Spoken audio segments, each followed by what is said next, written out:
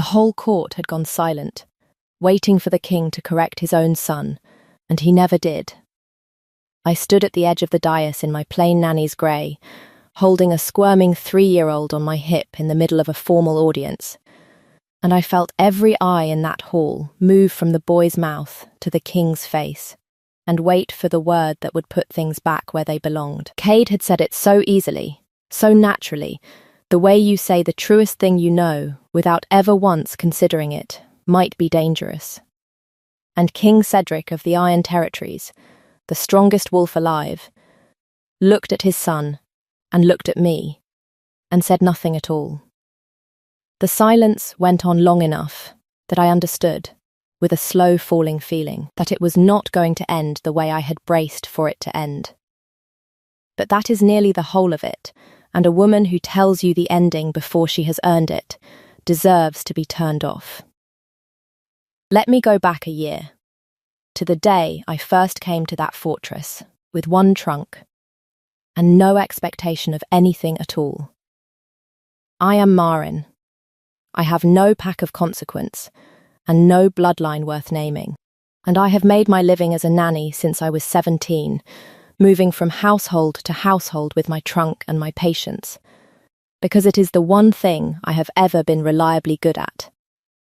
Loving children thoroughly, and then, eventually, leaving them, because that is the shape of the work. You learn not to keep too much of yourself in any one house. You learn to be warm and useful, and, when the time comes, easy to replace. I came to the royal nursery a year before any of this happened, hired through the steward's office after the last nurse retired, and I was told, plainly, on my first day, that the little prince had been difficult since his mother's death 2 winters before, closed off, prone to screaming fits, biting the hands of anyone who tried to hold him. I was the 4th nanny they had brought in to try. I did not expect to last the season. I had learned, in my trade, not to expect much of anything. Cade was not difficult. He was grieving, in the blunt, whole-body way small children grieve, and no one in that fortress had thought to simply sit on the floor with him and let him be furious for as long as he needed to be. I sat on the floor. I let him scream. I did not flinch when he bit, and I did not punish him for it, and I told him, calmly, every single time, that I was not going anywhere, because I had learned that grieving children do not need correction. They need someone who does not leave. By the end of the 1st month, he slept through the night for the first time since his mother died. By the end of the 3rd, he had stopped biting entirely, and started, instead, bringing me things: a good stone, a bent feather, once memorably a whole dead beetle presented with enormous ceremony, the way small children give gifts to the people they have decided are theirs to keep. I loved him.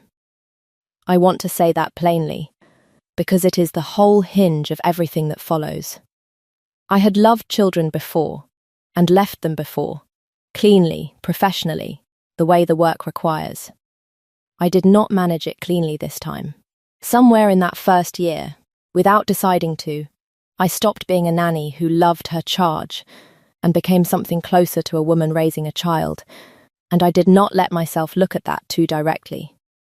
Because a nanny who lets herself feel like a mother is a nanny setting herself up to be gutted when the household inevitably decides otherwise. The king I saw perhaps twice a week, in careful formal passing. He was a grave, quiet man, still visibly carrying the weight of a wife 2 winters gone, and he treated me with a stiff, correct courtesy that I took. At first, for simple good manners toward staff. It was some months before I noticed the strangeness of it, the way he always knew, without asking the household ledgers, exactly how Cade's week had gone. The way he sometimes lingered in the nursery doorway, a beat longer than a busy king should have time to linger.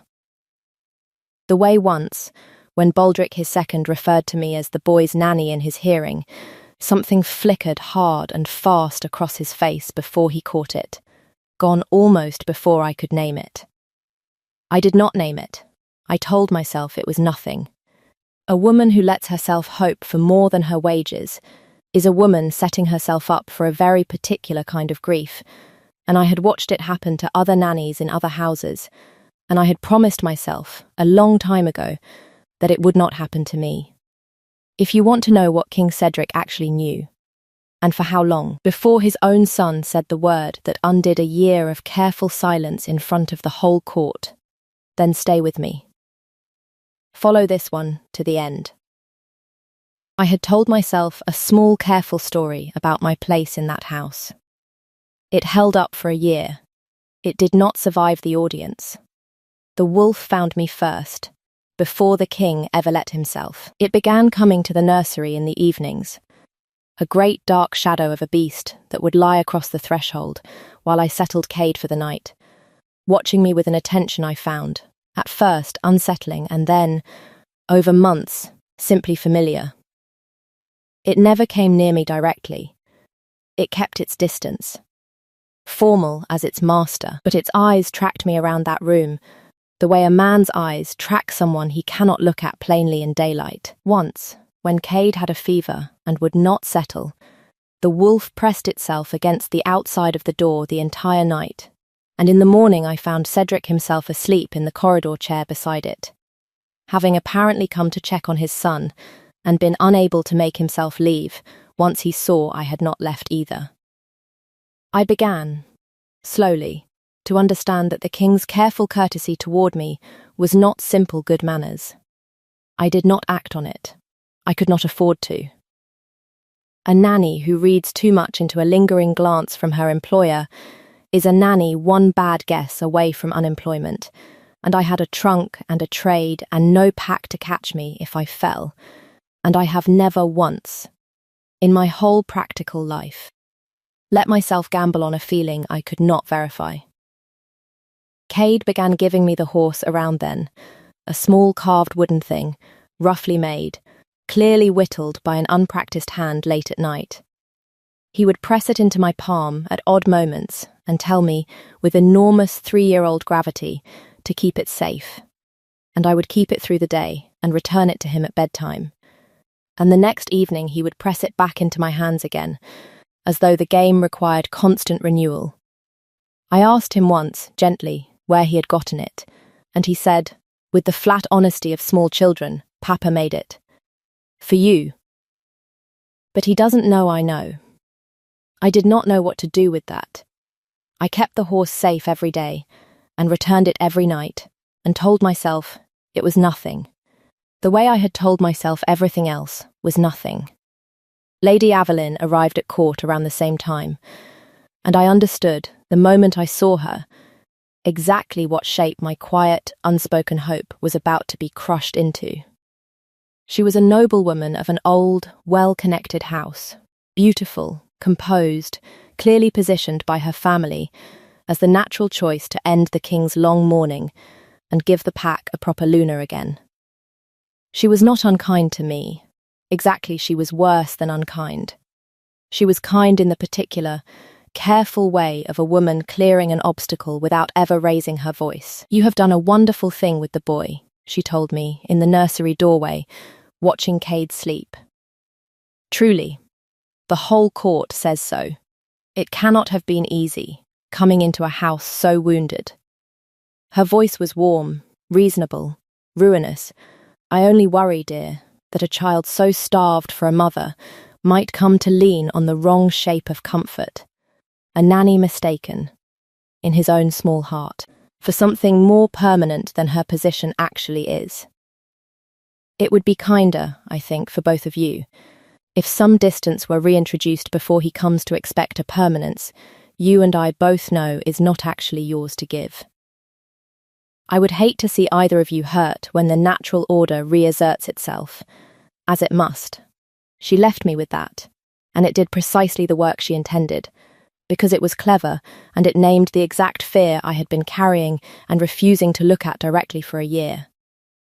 A nanny mistaken for something more permanent. Of course. What else could I possibly be to a king's son but a temporary comfort dressed up in a mother's shape?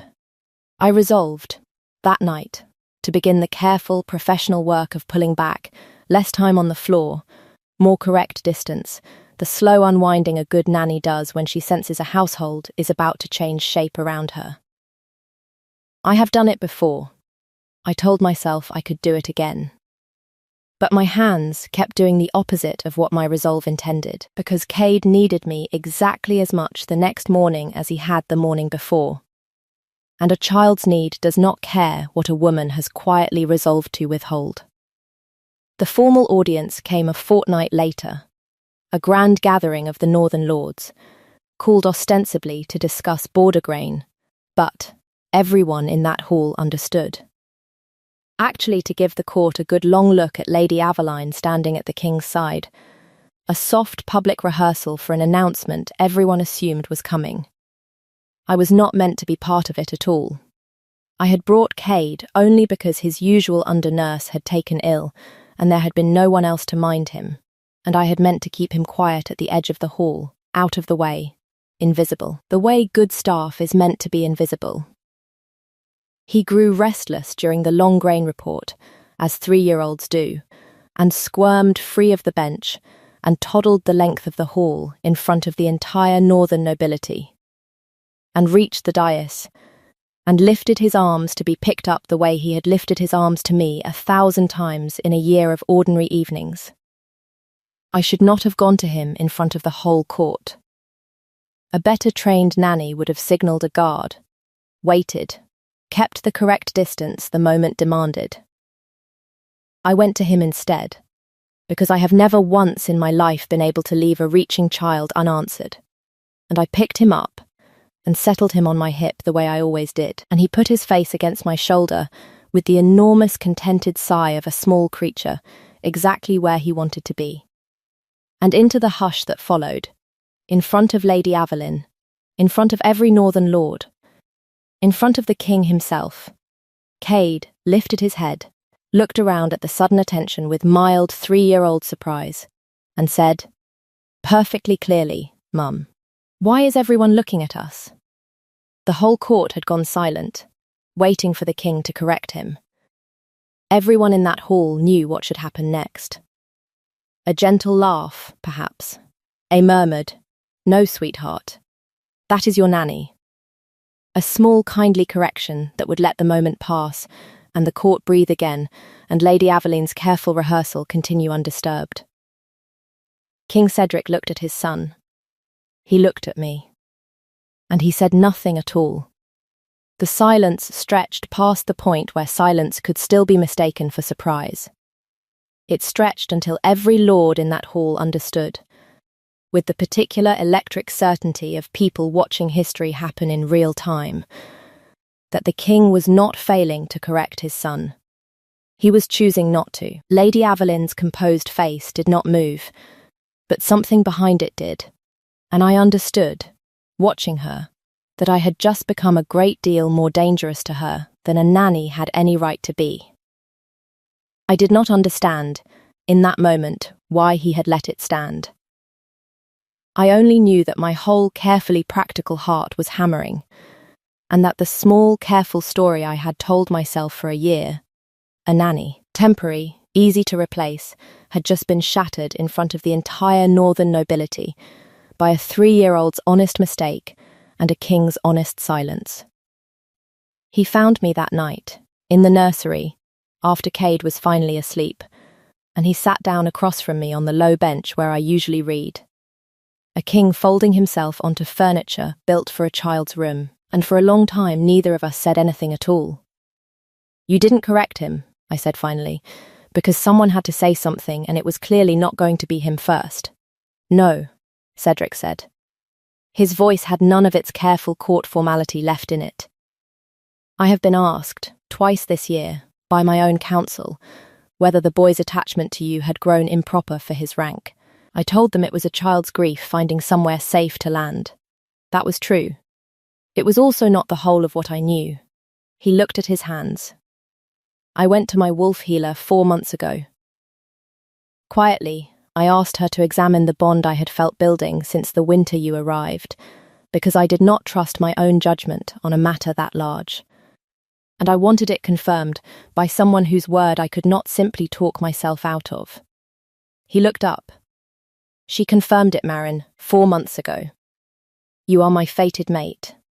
I have known it, plainly, with no more room for doubt, for 4 months, and I have said nothing to you, because I am a coward in exactly this one particular way, and I could not make myself be the one to risk it first. 3 sentences past whatever cap a story is meant to hold, and I let him have every one, because a man does not say a thing like that in 3 sentences, and I have never been made of rules. Then why, I said, my voice not quite steady, did tonight change that? Because my son said it before I could, he said. Cleanly, without fear, without calculation, without 4 months of careful cowardice behind it. He has been practicing it in secret, I think, asking me, these past weeks, pointed little questions about whether you would always live with us, whether you liked the horse he gave you, whether mama was a word people were allowed to use for someone who had not always been their mother. I answered him honestly every time, and never once thought he was building towards saying it in the middle of a formal audience, with every northern lord watching. And when he did, when the truest thing either of us has known for months came out of the one mouth in that hall too small to be afraid of it, I found I could not correct him. Not because I did not want to embarrass you, because correcting him would have meant, for the first time in 4 months, actively lying about a thing I have been silently failing to say.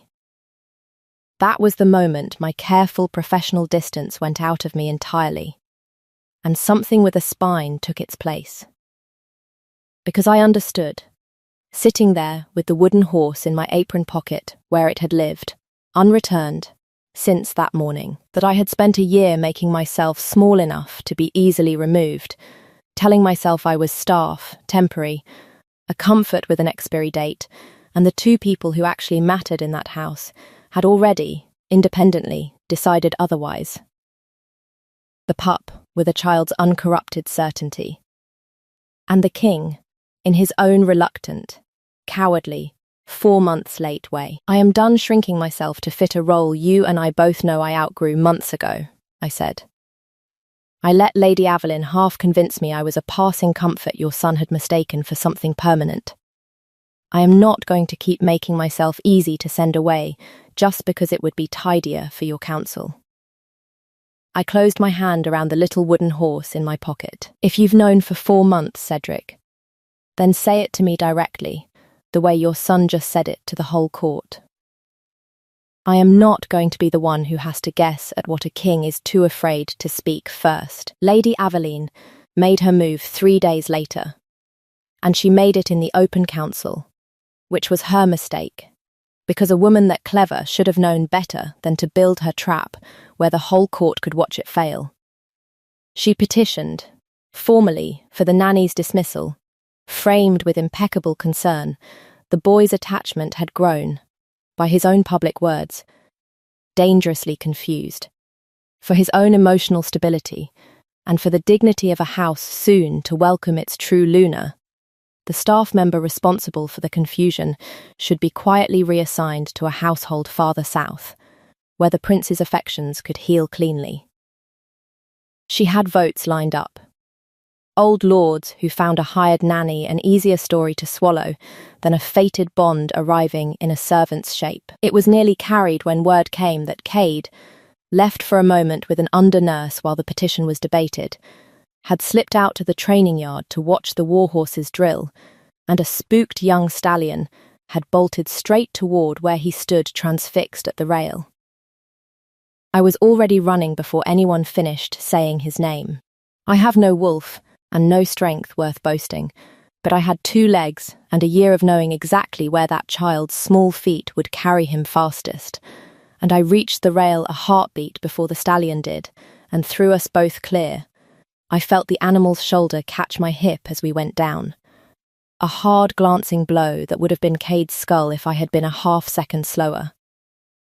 And the pain of it took my breath entirely, but I had him under me, curled and unhurt, and that was the whole of what mattered. Cedric reached us before the dust settled, and he did not go to the council chamber where his own petition still hung undecided. He went to his knees in the yard dirt beside us and took my bruised hip in his 2 hands as carefully as if it were made of glass, and looked at his unharmed son and the woman who had thrown her own body between him and a half-ton of spooked horse. And something in the strongest wolf alive finally, entirely broke open. He carried us both back into that council chamber himself, in front of the lords still debating whether I was fit to remain in his house. And he set the matter down plainly. "This is the woman my council proposed exiling south for confusing my son," he said, and his voice filled the hall to the rafters. "She has just put her own body between him and a bolting horse, without a heartbeat's hesitation, the way she has put herself between him and every hard thing since the day my wife died and he had no one left who would simply stay. My wolf healer confirmed the bond 4 months ago. I have been too great a coward to say so aloud, until my own son said it for me, in front of all of you. I am no longer going to be that coward." He looked at Lady Avaline, whose composed face had finally fully cracked. "You are a fine woman, my lady, and this house owes your family courtesy, not cruelty. But I did not choose you, and I was never going to. And building a petition around a 3-year-old's honest slip does not change what my wolf has known since winter." The council's certainty turned, all at once, the way weather turns, and Lady Avaline withdrew her petition rather than watch it be voted down in open humiliation, and left the territory within the month with what dignity remained to her, which I was, in the end, glad to let her keep. Cedric knelt beside me in the dirt of that training yard, dust in his fine collar, and he did the thing his whole reluctant, careful life had trained him never to do first. He said it plainly, in front of his recovering court, with no more months of cowardice behind it. "I love you," he said. "I have loved you since before I let myself admit it was more than gratitude for what you gave my son. My wolf knew it in winter. My healer confirmed it in spring. My own son said it for me in autumn, because I could not make myself say it first, even once in all that time. I am saying it now, directly, to you, with nothing left to hide behind. Stay, not as his nanny. As his mother. In truth this time. And as mine." I sat in the yard dirt with a bruised hip and a small carved horse in my pocket, and a king finally saying the thing 4 months late. And I did the only thing I have ever known how to do, which is tell the truth. "I spent a year telling myself I was easy to replace," I said, and the whole recovering hall leaned in to hear the nanny answer the king. "Your son never once believed that. He's been giving me the same wooden horse back and forth for a year like it was a promise renewing itself every single night, and I think some part of me knew exactly what he meant, and was just as much of a coward as you were about saying so out loud." I let him see me smile, though my hip ached fiercely. "So, yes, I'll stay. Not because a council finally allowed it. Because a 3-year-old said the truest word either of you men could manage, and I am not going to make a liar of him." He kissed me then, in the dust of that yard, in front of the whole recovering court, 1 breath, no more. A kiss that said a whole sentence, and did not need to become a scene.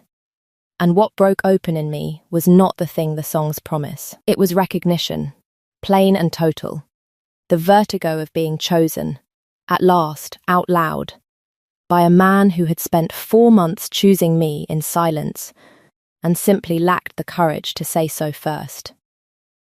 Cade, delivered by then into Baldric's arms at the edge of the hall, wriggled free the moment he saw us, and toddled the whole length of it to be swept up between us, patting us both on the face with enormous 3-year-old satisfaction, as though he had personally engineered the entire outcome, which, I have since concluded, in the truest sense, he had.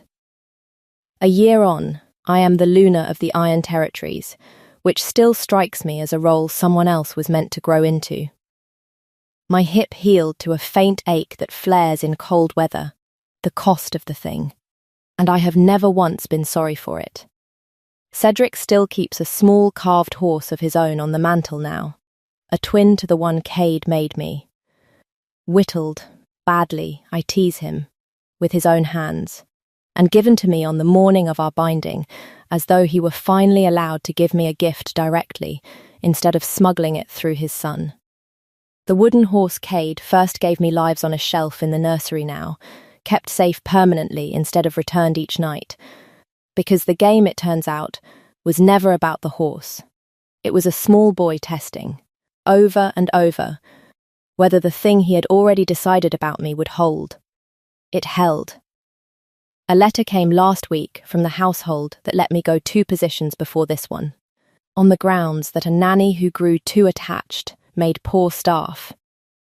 They had heard, they wrote, that their former nanny had become Luna of the Iron Territories, and surely there had been some confusion, and would I confirm it for their records? I had Baldric write the reply, since my hand for letters is poor from a life spent minding children instead of holding a pen.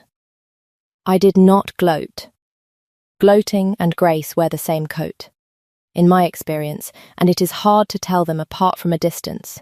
Easier up close, where you can see which one is smiling. I confirmed the rumour, and added that growing too attached to the children in one's care had turned out, in my case, to be the wisest thing I ever did, and that they might reconsider what they were actually asking their nannies to withhold. Cedric found me dictating it at his own table, in the seat at his right hand, Cade asleep against my side, with his small fist, even in sleep, curled around the wooden horse from the mantel that he had climbed up to reclaim an hour before. "What are you telling them?" the king asked, reading over my shoulder, his wolf a warm weight across all 3 of our feet. "The truth," I said. That a little boy said it so naturally the whole court went silent, like he'd been practicing in secret. I looked down at the sleeping child holding the horse the way he had once held my hand out to me across a nursery floor. He had been practicing. For months. He just said it before either of the 2 grown, frightened people in his life managed to say it first. "So before I let you go, tell me what you think, because I have turned it over for a year and I still cannot settle it fully. Do you believe Cade's wolf truly knew, months before either adult admitted anything, that I belonged in that word the way he used it?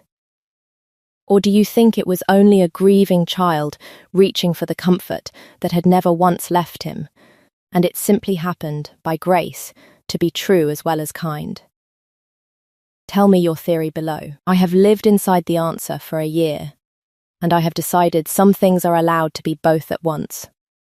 And if you want to stay with us, the mantel with its 2 small horses, whatever word Cade practices in secret next, the whole strange, soft family we built out of a grief and a silence and a mistake that wasn't one. Comment the wolf and follow along, because I have made a life out of not leaving reaching children unanswered, and I have no intention of starting now. Where are you listening from tonight? Come sit on the nursery floor. There is always room for one more, and someone here will hand you something to keep safe before the night is through.